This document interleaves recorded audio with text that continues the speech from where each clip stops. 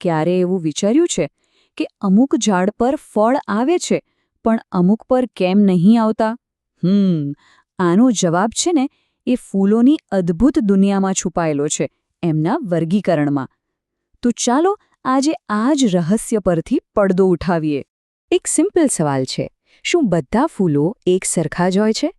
હવે દેખીતી રીતે તો ગુલાબ અને ગલગોટો અલગ જ દેખાય, પણ શું અંદરથી એમની બનાવટ પણ એટલી જ અલગ હોય છે? ચાલો આ જ વાતને સમજીએ. અને આ સવાલનો જવાબ એ અહીંયા છુપાયેલો છે, આ એક જૂના જમાનાના લાગતા ચોકબોર્ડ પર. હવે ભલે આ ડાયાગ્રામ એકદમ સિમ્પલ લાગતો હોય, પણ માનો કે ના માનો, વનસ્પતિ વિજ્ઞાનનું એક મોટું રહસ્ય સમજવાની ચાવી આમાં જ છે. તો હવે આપણે સીધા જ ડૂબકી મારીએ છીએ ફૂલોની પ્રજનનની રસપ્રદ દુનિયામાં, એ સમજવા માટે કે આ બધું આખરે કામ કઈ રીતે કરે છે. જુઓ, દરેક જીવંત વસ્તુની જેમ જ વનસ્પતિને પણ પોતાની પ્રજાતિને આગળ વધારવી પડે, બરાબર? પણ એ કરે છે કઈ રીતે? ચાલો આપણે એકદમ બેઝિક વાતથી શરૂઆત કરીએ. વનસ્પતિમાં પ્રજનન. અને આ આખી પ્રક્રિયાનો હીરો કોણ છે? બિલકુલ સાચું, આ સુંદર મજાનું ફૂલ પોતે જ. હા, એ ખાલી સુંદર દેખાવા માટે જ નથી હોતું, એ તો વનસ્પતિની આવનારી પેઢી બનાવવાની ચાવી છે. તો પેલું ચોકબોર્ડ શું કહે છે? એ કહે છે કે ફૂલોને આમ તો બે મુખ્ય ટીમમાં વહેંચી શકાય. એક છે ટીમ એકલિંગી અને બીજી છે ટીમ દ્વિલિંગી. ચાલો જોઈએ કે આ બંને ટીમમાં ફરક શું છે. ઓકે, તો સૌથી પહેલાં આપણે મળીએ ટીમ એકલિંગીને. શું વાત છે આ ફૂલોમાં એવી જેમને ખાસ બનાવે છે? તો એકલિંગી ફૂલ એટલે શું? આને એકદમ સરળ રીતે સમજીએ. આ એવા ફૂલો છે જેમાં કાં તો ફક્ત નર ભાગ હોય, એટલે કે પુંકેસર, અથવા તો ફક્ત માદા ભાગ હોય, એટલે કે સ્ત્રી કેસર. બંને ક્યારેય એકસાથે નહીં હોય.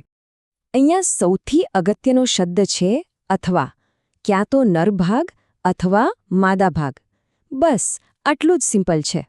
અને જો એવું થતું હોય કે આવા ફૂલો ક્યાં જોવા મળે, તો જરા યાદ કરો. મકાઈ, કાકડી અને પપૈયા, આ બધા એકલલિંગી ફૂલોના એકદમ સરસ ઉદાહરણો છે. ચાલો હવે વારો છે બીજી ટીમનો, એટલે કે દ્વિલિંગી ફૂલોનો. હવે નામ પરથી જ થોડો અંદાજો આવી જાય કે અહીં આ વાત થોડી અલગ હશે. દ્વિલિંગી ફૂલો તો જાણે ઓલ ઇન વન પેકેટ જેવા છે.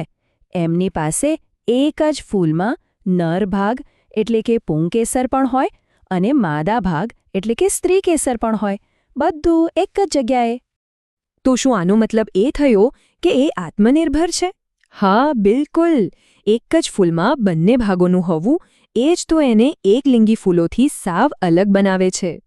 અને ખબર છે, નવાઈની વાત તો એ છે કે આવા દ્વિલિંગી ફૂલો તો કદાચ રોજ જોવા મળતા હશે.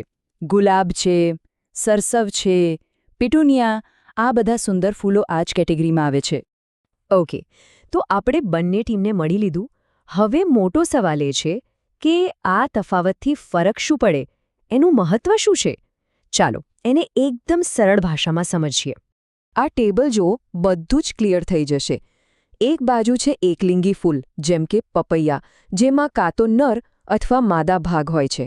અને બીજી બાજુ છે દ્વિલિંગી ફૂલ, જેમ કે ગુલાબ, જેમાં બંને ભાગો એકસાથે હોય છે. હવે દેખાવમાં આ ભલે નાનો તફાવત લાગે, પણ એના પરિણામો બહુ મોટા હોય છે.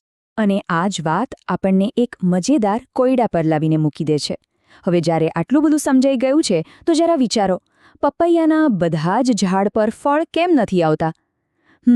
આનો જવાબ આપણે હમણાં જે શીખ્યા એમાં જ છુપાયેલો છે. ક્યારેક પ્રકૃતિના મોટા મોટા રહસ્યો આપણી આંખો સામે જ હોય છે, બસ ક્યાં જોવું એ ખબર હોવી જોઈએ.